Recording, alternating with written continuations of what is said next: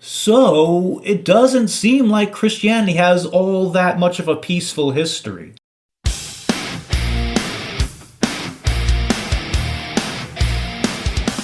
Apologists often accuse atheists like the communist dictator Pol Pot or Joseph Stalin of murdering millions of people, in effect saying that in modern times, the most murderous people are atheists, who strangely never explicitly murdered in the name of atheism, an accusation apologists can't deny on their end of things.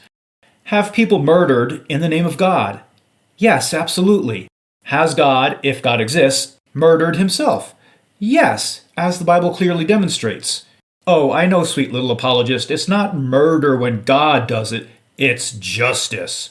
Sure, and maybe every leader that imagines themselves as a god is justified too. But let's get back to accusations leveled against modern atheists and compare them to theists. Are theists, or God himself, really any better? Do the numbers even matter?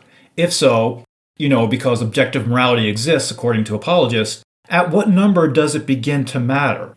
Apologists do not like these kinds of questions. Let's start by looking at the Bible and Qur'an. In the Bible, God has a direct hand in killing approximately 3 million people, a number compiled by the estimated world population at the time the Great Flood is alleged to have happened, combined with the people killed in Sodom and Gomorrah, and the Egyptian firstborn sons during Passover, and isolated cases in which God kills people directly for disobedience, such as Onan. We can add a few thousand people at least if we take God prescribing the Israelites to kill, such as in the case of the Canaanites under Moses and Joshua, and the Amalekites destroyed by Saul. That aside, anywhere from 25 to 50 million people died during the religiously induced Dark Ages. Yes, I know that's considered a historical misnomer these days. But at least 1 million people died fighting in the Crusades.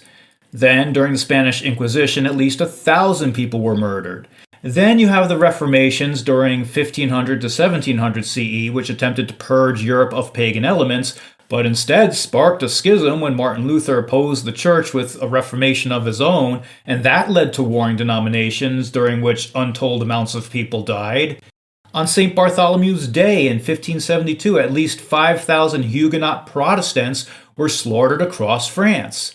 During the Salem witch trials in Massachusetts between 1692 and 1693, 25 people were executed for witchcraft. So, it doesn't seem like Christianity has all that much of a peaceful history. Islam isn't exactly a shining beacon of peace either. After all, they were involved in the Crusades and 9/11, and Allah even orders Muslims in the Quran to terrorize non-Muslims on his behalf. Quote, "Strike terror into the hearts of the enemies of God and your enemies." That's written in chapter 8. Later in chapter 9, verse 5, it says, "Kill the disbelievers," that being non-Muslims, "wherever you find them, capture them and besiege them and lie in wait for them." Don't come at me with context defenses when it's the Muslims who sometimes take these verses out of context. Muhammad himself is said to have killed about 800 people in one particular raid, to say nothing of the thousands of people no doubt killed during Muslim conquests and its subsequent spread. So, modern atheists are murderous? Well, maybe those atheists were students of history. Now let's take a gander at Christians and Muslims in modern times.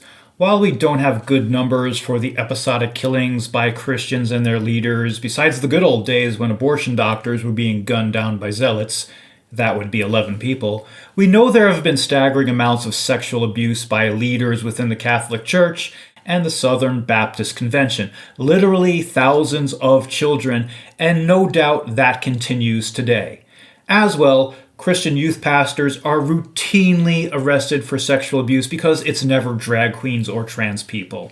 And if I can digress for a moment, why would anyone pretend to be trans in order to sexually abuse someone in a society that treats cis male rapists better than trans people? Anyway, you've got preachers grifting people with meme coins and asking for money in exchange for special blessings from God, which Trump's spiritual advisor Paula White has done, and an alleged Christian president with 34 felonies. Tell me, what prominent atheist has 34 felonies? Not to be outdone, in a study by the French Foundation for Political Innovation and a group called Fatapol, it was concluded that since 1979, between 170,000 and 250,000 people have been murdered by Muslims, most of those people being other Muslims in politically motivated attacks, and the rest, meaning secularists, Christians, Buddhists, and Hindus, mostly by Islamic terrorists. Islamic forces are also guilty of genocide in places like Ethiopia. Let's not forget what Israel has done to Gaza here. Most of us are also aware of the routine suppression of women in religiously controlled countries. So it's not like secular governments or groups really have a leg up on religious leaders or institutions. At best, it probably has nothing to do with religion or lack thereof, but you'll never hear an apologist admit that because they want to grift you. Without a doubt, my enumerations on religious violence probably haven't even tallied 1% of all the death, destruction, and oppression throughout history done in the name of God or gods that no doubt continues to this day. Do the more recent events in history matter more? Believers seem to think that the more recent events do matter more, apparently because they can remember them, while ignoring the harm religion has and still causes, which again, probably doesn't have much to do with the religions themselves, but more with human nature. It's just that, unfortunately, when you arrive at the intersection of a desire for power over other people and cognitive biases, somebody suffers. But I digress. Let's consider an imaginary scenario in relationship to the time frame in which something like mass murder occurs. I would ask a believer this. Imagine a stranger in biblical times, a bystander to ongoings, is on top of a hill watching the Israelites destroy the Amalek people as commanded in Deuteronomy and the Bible. When that battle is over, is the bystander expected to think that because he just witnessed this event, religion is horrible or a detriment to society, since that bit of history just happened? Now, I know what the apologetic defense here will be. The Amalek deserved it. It was divine retribution. Okay, well, maybe the citizens of Stalin's Russia who were killed during his dictatorship deserved it too. But an outside observer to these events might not have all the facts in order to declare whether either of these situations were actually justified. Of course, that's a stupid defense because someone only defends something like genocide or general mass murder when they're already aligned with the victors. From there, let's take into consideration that maybe a God actually does exist. A number of things are possible in regards to all the religiously associated horrors throughout human history, though I'm not going to be exhaustive here. But briefly, what could be some of the reasons why we have this classic problem of evil, which, if you don't remember, it asks, if God is all-powerful, all-knowing, and perfectly good, why does evil and suffering exist in the world? 1. Maybe God's a bloodthirsty son of a bitch. 2. God is unable to stop violence done in his name. 3. God doesn't care what we do to each other. 4. The world is exactly the way God wants it, which has something to do with 5. Having free will is far more important than any harm we can do to each other. Yeah, I'm sure that's very comforting to the victims of 9/11, but nonetheless, that is a favorite apologetic theodicy, a defense against the problem of evil referred to as the free will defense. Problem is, if any God did create the universe and everything in it, God is ultimately responsible for the existence of evil, at the very least responsible for the circumstances that permit evil to take place. The responsibility for the circumstances that allow evil to take place can only rest with God if God is the creator of the universe or is the thing from which the universe came. Sorry, dear apologists, but there's simply no way around that. The worst part of the free will defense is that the believer will say that it was good of God to create free beings, but bad of people to misuse that freedom. In fact, people have to be punished, potentially eternally, by God for using too much of that God-given freedom, meaning the freedom to do things God doesn't approve of.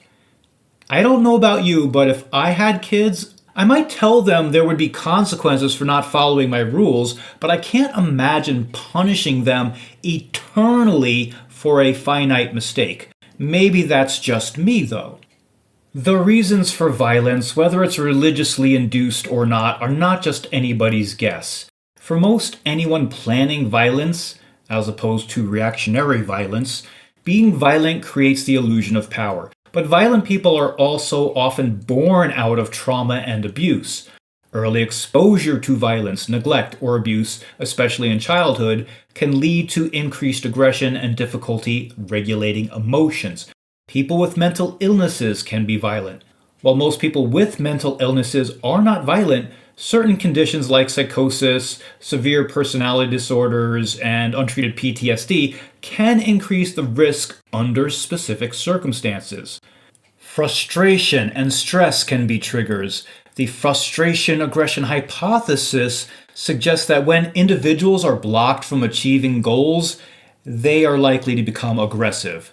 Chronic stress and feelings of powerlessness can also lead to violent outbursts.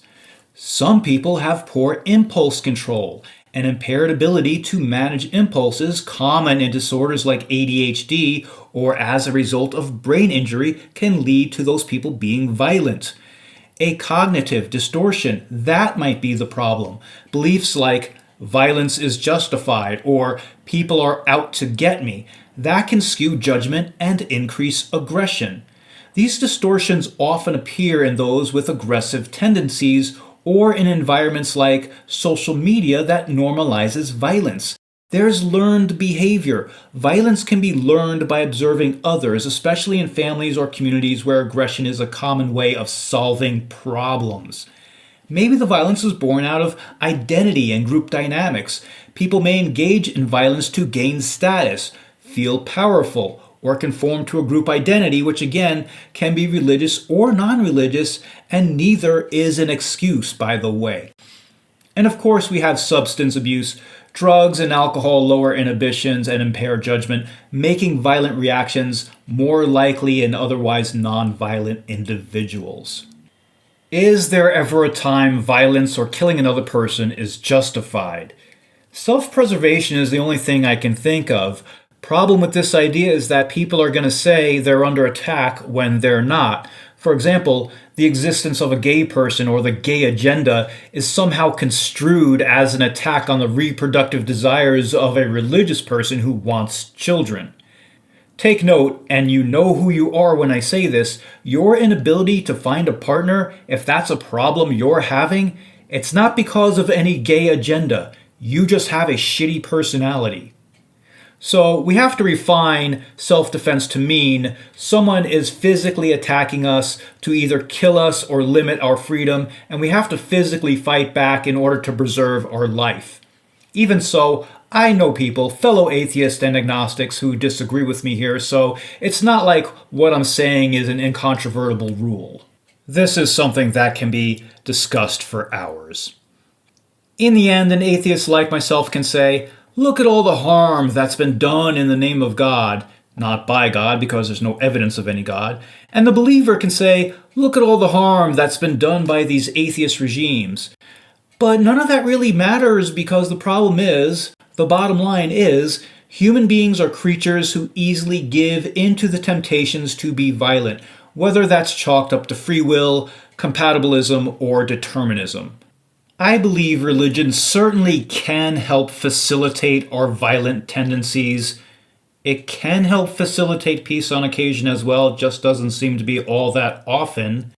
But the truth is, any deeply held belief can be weaponized by someone with less than honorable intentions, and I'm not talking about Donald Trump at all.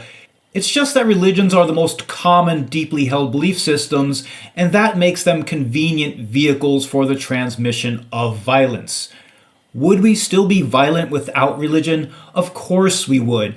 But being free from one less excuse for that behavior, I don't see how that could be a bad thing. Thank you for listening to Noah's Snark. I'm Atheist Josephina. If you enjoyed this kind of content, please consider hitting that like button and subscribe. Until next time, let evidence guide you and wonder inspire you.